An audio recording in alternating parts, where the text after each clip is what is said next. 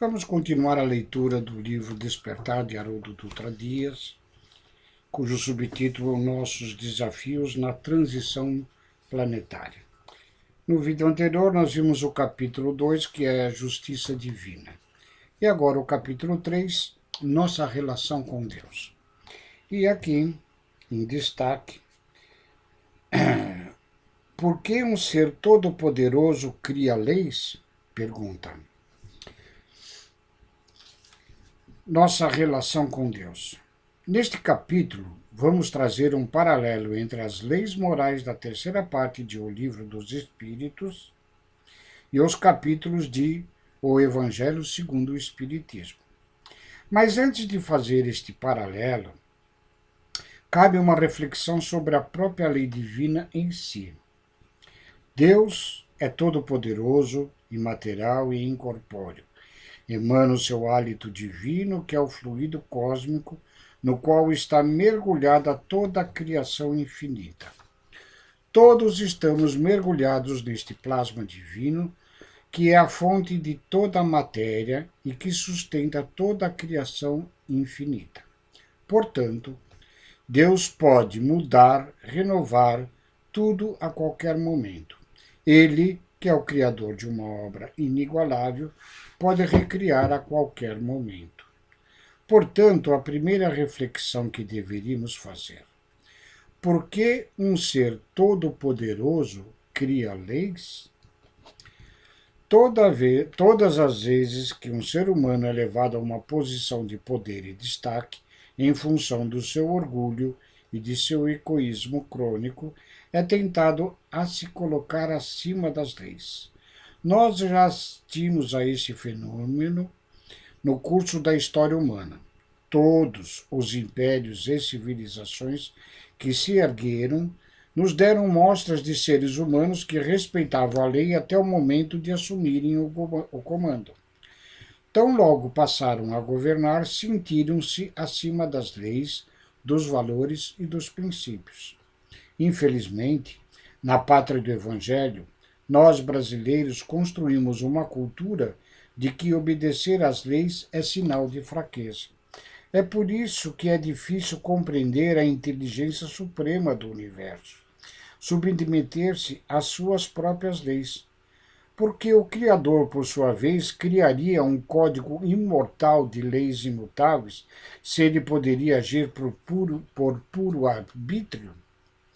É que nós deixamos de observar um aspecto da revelação divina do Consolador prometido. Deus é apresentado na primeira questão de O Livro dos Espíritos como a inteligência suprema. Contudo, parece que nos esquecemos de ler o restante das questões, pois além da inteligência suprema, Deus é o amor infinito da criação. E como disse Maria Dolores no poema Esperança, abre aspas, além, muito além do coração das alturas, fecha aspas. Esse poema se encontra na obra Antologia da Espiritualidade, a psicografia de Chico Xavier. André Luiz retrata em sua série de livros esse aspecto quando apresenta aquelas almas que já edificaram o amor genuíno, abnegado e puro. Ele registra o ensino dos benfeitores dizendo, abre aspas, os que amam governam a vida, fecha aspas.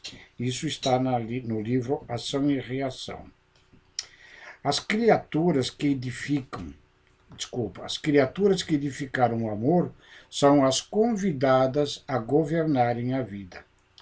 Humberto de Campos, no livro Boa Nova, narra, abre aspas, é por essa razão que naquela noite, após ter atendido uma imensa fila de sofredores que buscavam um carinho de mãe, porque há coisas que apenas uma mãe é capaz de entender e há coisas que somente uma mãe é capaz de conceder.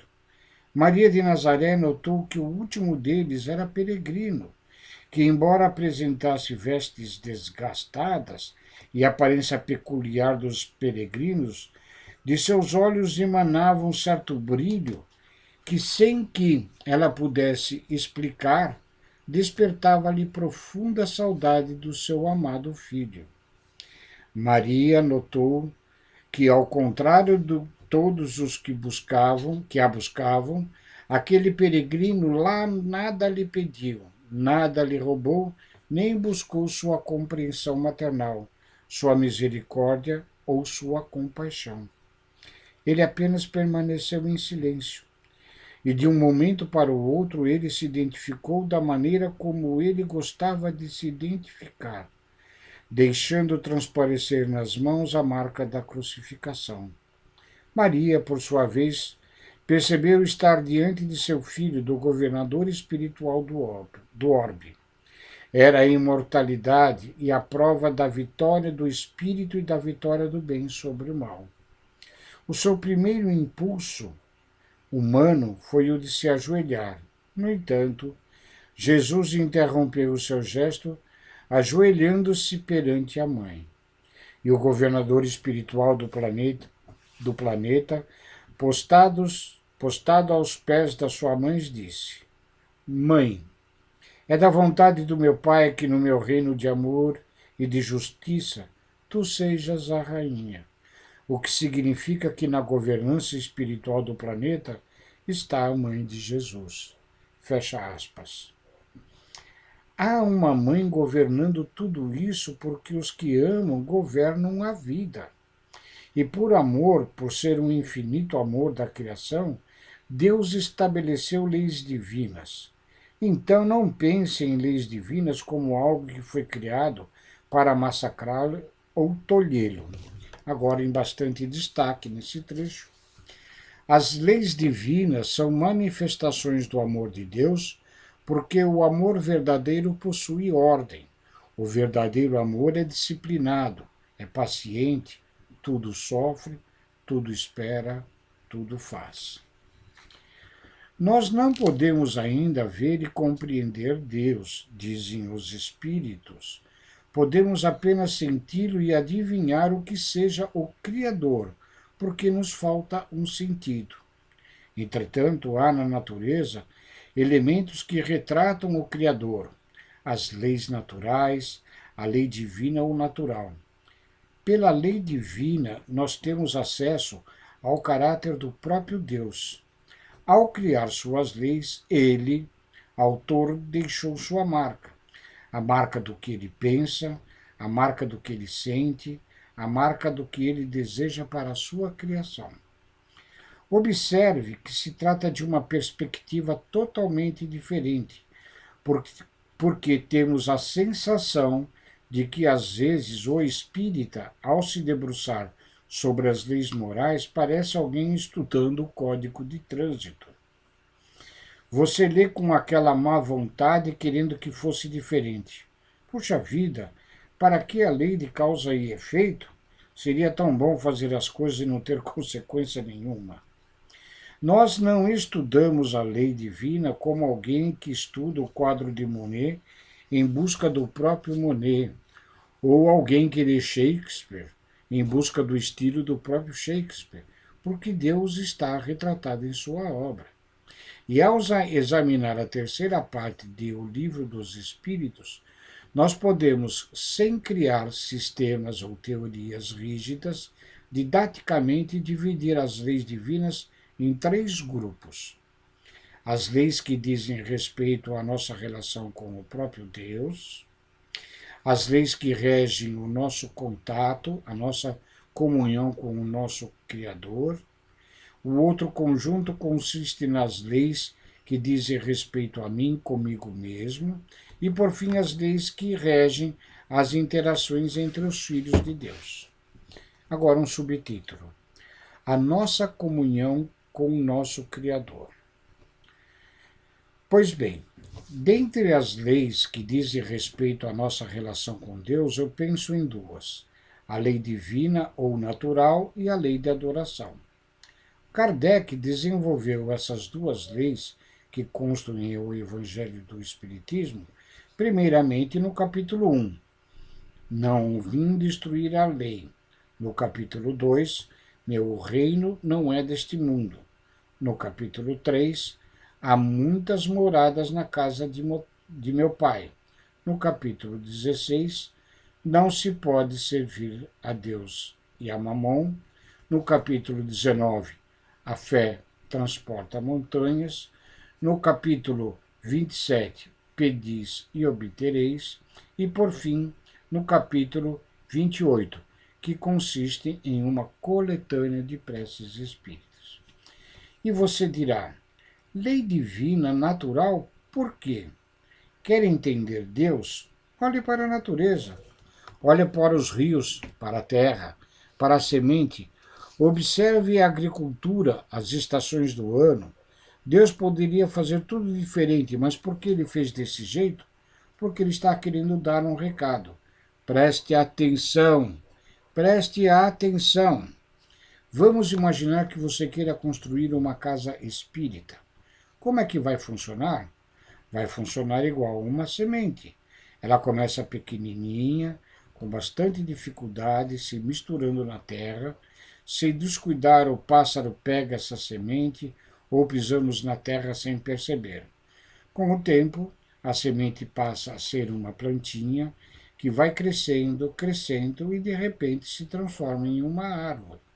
Todavia, tudo começou com uma semente. É assim, e assim é o casamento, a profissão e a nossa encarnação.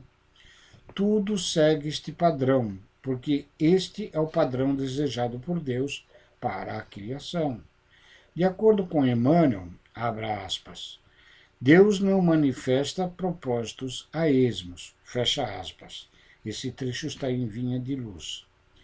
Por quê? Porque quando Deus manifesta algo é porque ele tem certeza daquilo. Suas leis são imutáveis. Ao observar o sistema solar, observar uma galáxia, você percebe que estes aglomerados gigantescos do cosmos obedecem à mesma lei de uma semente. Eu gosto de dizer que o caráter de Deus está expresso na natureza, o caráter do próprio Deus, uma vez que, e agora em destaque, Deus possui uma identidade. Ele é e ponto final. Ele é suprema bondade, ele é suprema justiça, ele é infinita inteligência. Considerando-se que nós estamos mergulhados na natureza, é bom olhar e poder questionar. Por que você está diferenciando lei natural de lei divina? Por que você acredita que é diferente ter aula de química e vir ao centro de estudo nosso lar estudar a mediunidade? Você acredita que há um Deus que criou os elementos químicos e outro que criou as leis espirituais? Você considera que há um Deus que criou as leis físicas e outro que criou a lei de evolução espiritual? Não. Tudo é obra do mesmo autor. Os espíritos relatam que Deus criou todas as leis, por isso há unicidade na lei divina. E complementam ainda os espíritos asseverando que o sábio estuda as leis da natureza e o homem de bem estuda as leis do espírito, mas elas são uma só. Consequência disso, a lei de adoração. Por que a lei de adoração? Como se manifesta a lei de adoração? Seria quando estes cantores maravilhosos cantam aleluia louvando o Criador na sua majestade e imponência? Ou quando você chega de joelhos na casa espírita pedindo ajuda? Ou quando volta para agradecer a graça recebida? Será que a lei de adoração é apenas isso? A lei de adoração atua no nosso psiquismo. E é simples. Você se torna tudo aquilo que você adora. Na época em que atuava como juiz da infância e da adolescência e me deparava com um adolescente infrator, eu olhava para ele e sabia, de antemão, que se tratava de um usuário de crack, porque a pessoa traz as marcas do crack no corpo. Você se torna aquilo que você adora. Por quê? Porque onde estiver o teu tesouro, lá estará o teu coração, que gravita em torno do que você ama, adora, admira. É por isso que um alcoólatra retrata nele o álcool, o perverso a perversidade. Então, seguindo este raciocínio, se você adorar a Deus, o que você se tornará? Divino. Vós sois deuses, entre aspas. Ao adorar a Deus, você passa a retratar os atributos da divindade. É por isso que as pessoas disputavam a sombra de Simão Pedro, porque a sombra de Simão Pedro curava. É pela mesma razão é que as pessoas se aproximavam do Francisco Cândido Xavier. A 10 metros de distância dele, já começavam a chorar involuntariamente e sentiam paz inexplicável. Isto é lei de adoração. Isso diz respeito à nossa relação com Deus. Os espíritos dirão: adorar a Deus é elevar o pensamento até Ele. Contudo, eu queria contar um segredo, pois há uma coisa curiosa no relacionamento com Deus. Ele não fala. Certa vez, em uma entrevista, foi perguntado à Madre Teresa de Calcutá: Madre, quando a senhora ora, o que a senhora fala com Deus? Eu não falo nada, meu filho, eu só escuto. E a pessoa, impressionada com a resposta, aventurou-se em outra pergunta: a senhora só escuta? E o que Deus fala? Ele não fala nada, ele só escuta. Para entendermos as palavras da Madre Teresa de Calcutá, vamos fazer uma comparação. Imagine o pai ou a mãe ao contemplar o filhinho ou a filhinha dormindo. Precisa dizer mais alguma coisa? Isso é a diferença entre palavra e presença. E em destaque, Deus é presença, não é palavra. Eu vou relatar duas experiências. Certa ocasião, eu precisei fazer uma cirurgia de joelho. Vestido em uma camisola, numa sala fria, eu aguardava a visita da anestesista. E eu tremia, acho que era o frio. Nesse momento, uma pessoa chegou e disse: Você tem medo da anestesia? Só quando a agulha entra. Não, não precisa ter medo, tranquilizou a doutora. Eu senti algo entrando pela coluna, e em seguida ela se retirou. E eu fiquei ali sozinho na sala cirúrgica. Foi então que eu pensei: eu vou desencarnar. Já não senti os pés e a sensação foi subindo pelo corpo. E nesse instante você pensa: estou indo. E continuava a tremer e a sentir aquele medo horroroso. Após certo tempo chegou uma senhora enfermeira. Você está com medo? Eu estava com medo antes, mas nesse percurso até aqui já virou pavor. Você está com frio? Muito. Ela pegou um cobertor e me cobriu, dizendo: Não tenha medo, eu lhe prometo que vou ficar o tempo todo ao seu lado. Eu parei de tremer, criei coragem, Ela repetiu: Eu vou ficar. Presença. Logo depois adentrou a médica anestesista e disse que eu iria dormir. E eu fui tranquilo. Eu não escutei, não enxerguei, mas eu confiei na presença. Deus é presença. E quando eu voltei a abrir os olhos na sala de cirurgia, lá estava ela ao meu lado e disse: Eu não falei que eu ficaria do seu lado? O tempo passou e a segunda história se refere a uma experiência traumática, a mais desafiadora que eu passei na vida. E no momento em que eu entrei em casa e desabei aquele problema, eu estava sozinho. Eu não sou um médium ostensivo, mas eu podia ver e sentir todos os espíritos, e eles estavam em silêncio, no mais profundo silêncio, porque o assunto era grave. E naquele momento de aferição e misto de total desespero, eu consegui fazer o silêncio mais profundo da minha encarnação. Nunca mais eu voltei naquele momento. Foi o silêncio mais intenso da minha vida. Naquele silêncio eu senti a presença que envolve a criação infinita e eu pude pensar apenas em uma coisa: e agora? E agora eu estou só. E ele não respondeu. Nesse momento eu senti. Todavia, para compreender o que é religiosidade, e o que é espiritualidade, você precisa entender o que é presença. Deus é a presença absoluta e ele é sutil. Isto é lei de adoração. Eu espero que de agora em diante, quando você fizer sua prece, não trate Deus tal qual um funcionário público.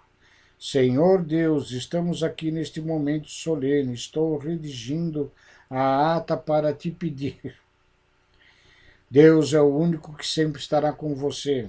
Todos passam em sua vida. Não estou dizendo que vão embora, mas passam.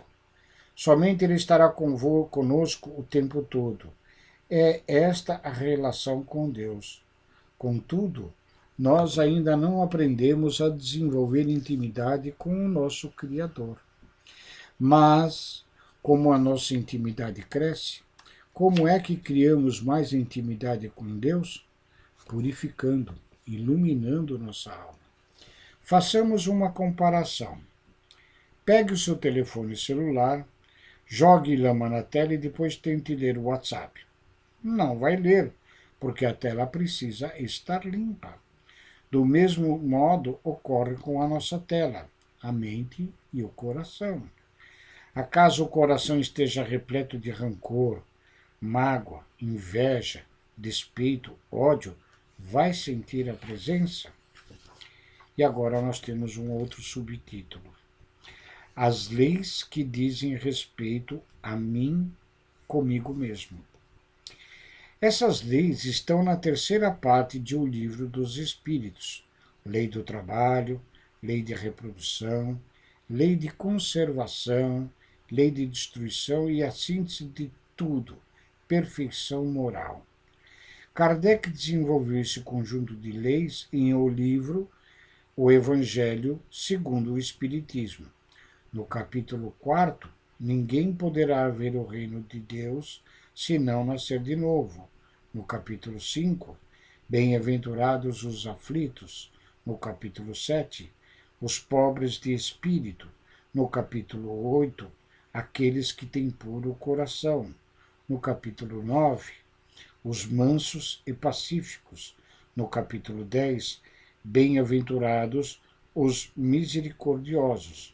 No capítulo 17, sede perfeitos, que é o guia do espírita ou deveria ser. No capítulo 23, a estranha moral, e no capítulo 25, buscai, acharei. O que significa isso? E agora em destaque. Nas leis divinas relativas a nós mesmos, somos responsáveis pelo próprio aperfeiçoamento moral. O dia que entendermos essa lição, faremos um compromisso com a excelência. Tudo o que fizermos será excelente. É um compromisso. Seremos iguais aos espíritos puros que não fazem nada mais ou menos. Primeiramente porque fazem com amor, e quem faz com amor dá tudo de si. Essa é a diferença. Em segundo lugar, o compromisso com a excelência. Vamos tomar, por exemplo, um beija-flor. Você acredita que o arquiteto que coopera na equipe de Jesus fez um beija-flor de um dia para o outro? Fez um rascunho do projeto e falou: ó Jesus, fiz um rascunho aqui, eu nem colori. Depois você coloca a cor que quiser. Você acredita que Jesus aceita isso? Observe um leão, uma onça, um peixe. Tudo na natureza é um espetáculo de primor. Portanto, a lei divina é a lei da perfeição moral. E essa lei é inegociável. Você vai ser perfeito e ponto final. Ah, mas eu não quero. Você será lapidado. Isso nos lembra a resposta de Michelangelo sobre a escultura de Davi de 4,5 metros em um só bloco de mármore. Ao ser questionado como havia conseguido, ele respondeu, abre aspas, já estava lá, eu só tirei os excessos, fecha aspas. Então o que você está fazendo aqui encarnado, passando por prova e por expiação? Apenas tirando os excessos. Há alguns que estão com bastante excessos, mas é só tirar. Quando você pensa nessa perspectiva, entende Jesus quando ele diz, abre aspas, está no teu querer encontrares hoje um ponto de referência para a regeneração de todo o teu destino. Fecha aspas. Está no seu querer seguir agora ou daqui a milênios. É a única escolha que você tem. Ou é agora ou é depois, mas vai ser. Eu vou dar um spoiler para quem não leu o livro Sexo e Destino, de André Luiz, psicografia do Francisco Cândido Xavier e Valdo Vieira. No enredo, o personagem Félix era o benfeitor. Ele era admirável, parecia um super-homem, aquele que resolvia todos os problemas. Realmente um espírito bom, caridoso, amoroso. No final da narrativa, você descobre que Félix era o causador de todo o problema e que naquela oportunidade estava reparando seus erros do passado, ajudando todas as pessoas envolvidas naquela situação de conflito. Não é extraordinário? É a lei de perfeição moral em ação. Mas para isso é preciso de trabalho, de conservação e de destruição, porque algumas coisas têm de acabar, têm de ser destruídas em nossa vida, inclusive o nosso corpo. Outro subtítulo: as leis que regem as interações entre os filhos de Deus. Passemos para o terceiro conjunto de leis. Eu e o meu semelhante. Eu e o meu próximo. As leis são lei de sociedade, lei de progresso, lei de igualdade, lei de liberdade, lei de justiça, amor e caridade. Kardec tratou essas leis em vários capítulos de O Evangelho segundo o Espiritismo. No capítulo 12, amai os vossos inimigos. No capítulo 13, não saiba a vossa mão esquerda o que dá a direita. No capítulo 14, honrai o vosso pai e a vossa mãe. No capítulo 15, fora da caridade não há salvação. No capítulo 18, muitos os chamados e poucos escolhidos. No capítulo 20, os trabalhadores da última hora. No capítulo 21, haverá falsos cristos e falsos profetas. No capítulo 22, não separei o que Deus uniu. No capítulo 24, não coloqueis a candeia debaixo do alqueire. E no capítulo 26, dai de graça o que de graça recebeste. E qual o significado destas leis? Que há uma justiça que preside os nossos destinos. E, metaforicamente, cada um de nós tem um processo, ainda que bem simplificado. E sabe onde está o processo de todas as nossas encarnações? No nosso perispírito. E o mais interessante é que quando desencarnamos, ele se torna visível para todo mundo. Isso nos remete à obra de Nosso Lar, Psicografia de Chico, obra de André Luiz. No episódio da mulher que ajudara a praticar muitos abortos e tensionava adentrar a colônia espiritual, todavia, um olhar mais criterioso dos seguranças detectou pontos escuros em seu perispírito que denunciava seu comportamento desregrado. E ao ser questionada quanto à existência de tais pontos escuros, a criatura passou a agredir verbalmente os seguranças, pois continuava a burlar a lei divina.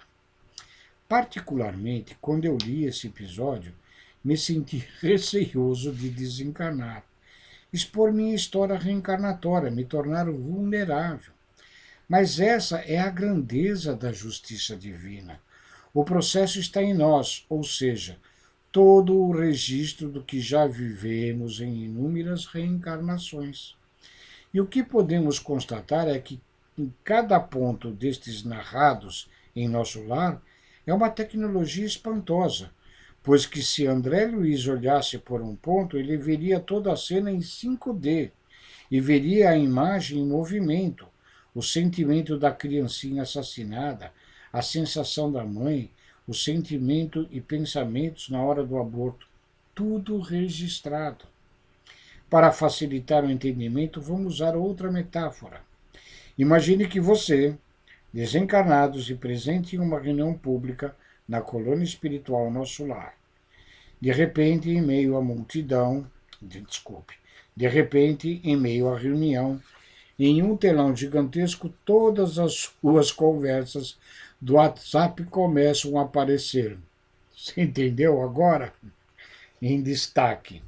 É por isso que os espíritos superiores não condenam ninguém, não julgam ninguém. Eles curam sem julgar, sem condenar.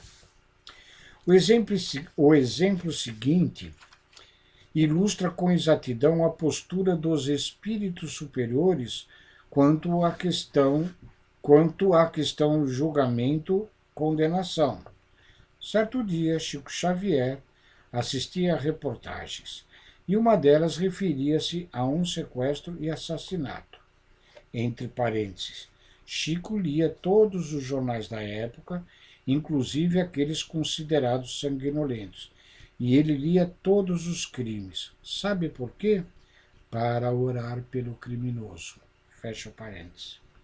E, naturalmente, em suas reflexões profundas e espirituais, a respeito daquela notícia específica, ele deve ter meditado: o que leva um ser humano a cair nas malhas do crime?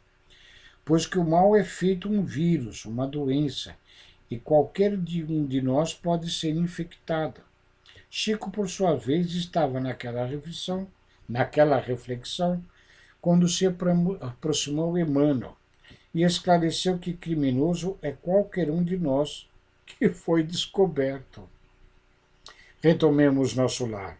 Com Dona Laura, a mãe do personagem Lisas, que juntamente com o marido, ao ter certos sonhos que remetiam a algumas lembranças, procurou o ministro Clarencio, que elucidou: minha filha, trata-se de regressão espontânea. Vocês serão encaminhados para o Ministério do Esclarecimento, para os técnicos da memória. Concluídos os exames e a certeza de regressão espontânea, o casal foi submetido ao processo de recordação de suas encarnações. Adentraram a Câmara das Memórias, reviveram e sentiram as mesmas emoções. Terminado o processo, o casal voltou à presença de Clarencio. Vocês lembraram? Lembramos, e a gente decidiu que quer reencarnar.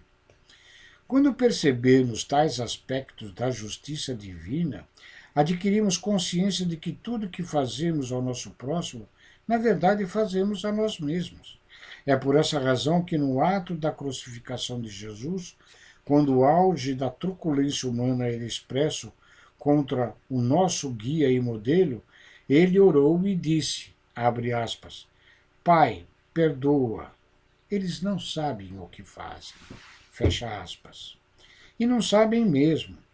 E a lei divina sempre nos devolve ao mesmo cenário, com as mesmas pessoas e circunstâncias, porém com uma diferença, a inversão de papéis. Por isso é importante pensar muito a respeito. A lei de sociedade, as leis que regem a nossa relação com o próximo, intimamente estão nos dizendo: pense bem. O outro não é tão outro quanto você pensa. E há muitos que acreditam que Deus perde tempo punindo e perseguindo seus filhos. Agora em destaque. Não há punição, há responsabilização. A lei de causa e efeito é simples. Quem provocou a desordem? Você? Então resolva, você é o responsável. Só que tenha misericórdia. Então você diz: gente, eu sou responsável, mas eu fiz bobagem mais do que eu imaginava. Por sua vez, os espíritos de luz nos dizem: nós vamos ajudá-los, porque se não tiver ajuda, você não consegue consertar. Estas são as leis divinas, até que um dia você opera uma síntese profunda de todas as leis divinas, porque, como diz o filósofo e padre Teilhard de Chardin, abre aspas, tudo que sobe converge, fecha aspas. Tudo que está subindo está convergindo na altura, tudo está unificado. E todas as leis divinas se unificam no amor. Por quê? Não há necessidade de lei para ensinar quem ama a não prejudicar, porque quem ama, ama. Se você faz seu trabalho com o mais profundo amor, é o melhor que você pode fazer hoje. Daqui a 500 anos você poderá fazer melhor? Sim, mas hoje é o melhor. Portanto, se você ama, vai ter o melhor relacionamento, vai ser o melhor profissional, o melhor espírita, o melhor cidadão. Portanto, a grande força da vida é a força do amor.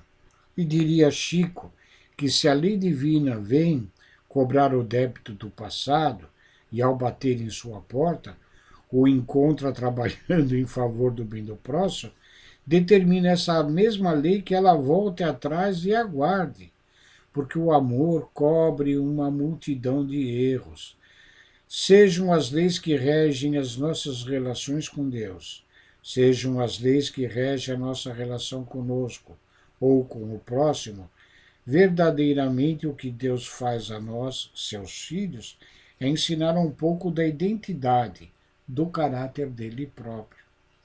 E isso é profecia, está em Hebreus, capítulo 8, versículo 10. Abre aspas. Porei minhas leis em sua mente e as escreverei no seu coração, e serei o seu Deus e eles serão o meu povo. Fecha aspas. O dia em que isso acontecer, nós sentiremos a presença de Deus como nunca antes. Será um novo dia. E assim, meus queridos, termina este capítulo, o capítulo 3º. No próximo vídeo iremos para o capítulo 4º, que se denomina O Segredo da Reforma Íntima.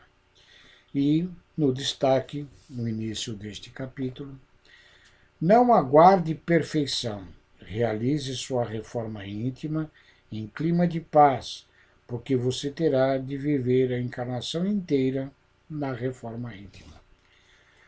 Muito obrigado, agradeço a todos e assim, lembrando que todos aqueles que, como nós, desejem a divulgação do Evangelho de Jesus, a doutrina espírita, que nos auxiliem compartilhando estes vídeos com seus amigos, seus familiares que o desejem, para que todos nós possamos um dia, quem sabe, merecermos o título de Pátria do Evangelho. Fiquem com Deus.